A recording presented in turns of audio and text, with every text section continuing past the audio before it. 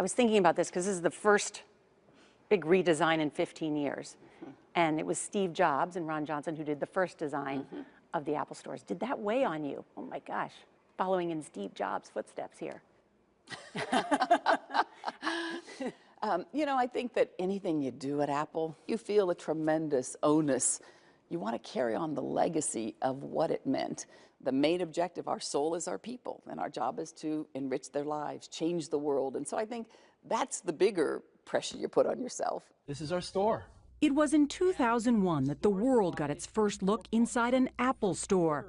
We're so excited about this. But now the look and the feel of the stores is changing, thanks to Angela Ahrendts. We have a screen like this in 100 stores. Senior Vice President of Apple Retail.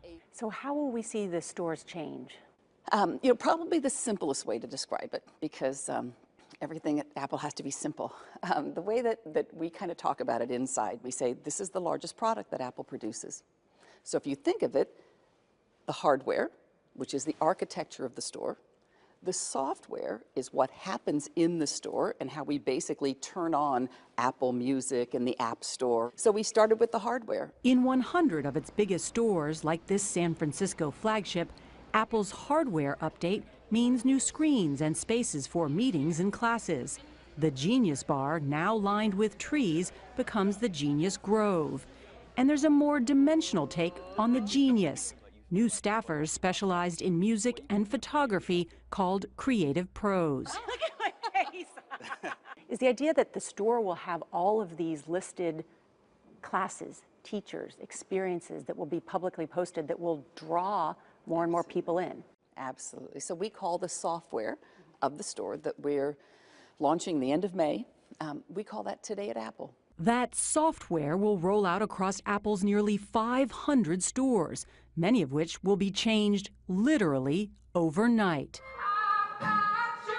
Ahrendts calls it an effort to create town squares where customers engage with their devices and their communities. A lot of the big online guys have said they're opening stores.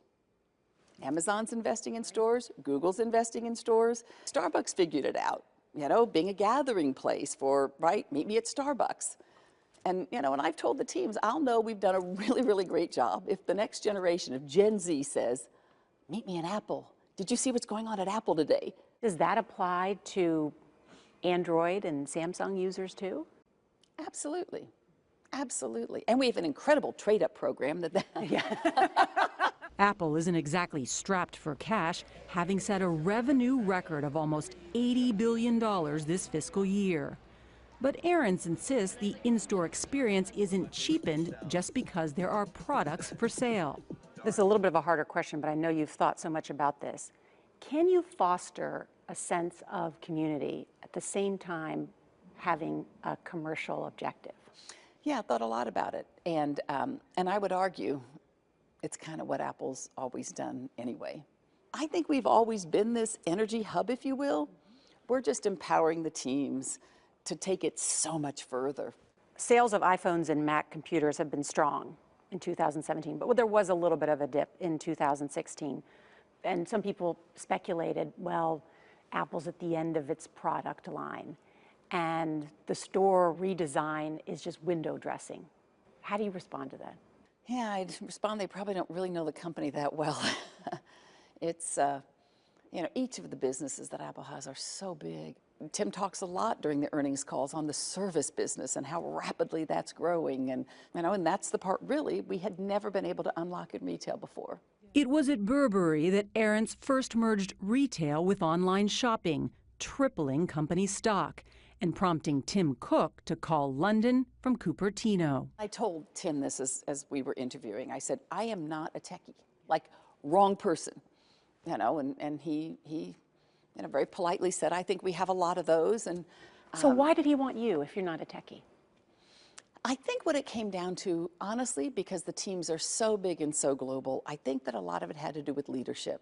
I read that part of the reason that he hired you was because of your ability to motivate people. How do you motivate people?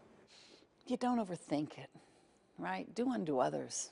I mean, you connect with them and you care and you and you do what you say you're going to do. I mean, it's not rocket science. Ahrendts says it's her Midwestern upbringing as one of 6 children raised in New Palestine, Indiana, that keeps her humble, even as she's become one of the highest paid executives at Apple and in the country. Steve Jobs was famously empathetic. I've heard you say empathy is one of the greatest creators of energy. What role has it played in your success? I mean, again, I think huge. You know, my dad used to always say, I can teach you anything, but I can't teach you to feel. I can't teach you to care. And I think when you're empathetic, you're putting yourself in somebody else's shoes. It's not about you.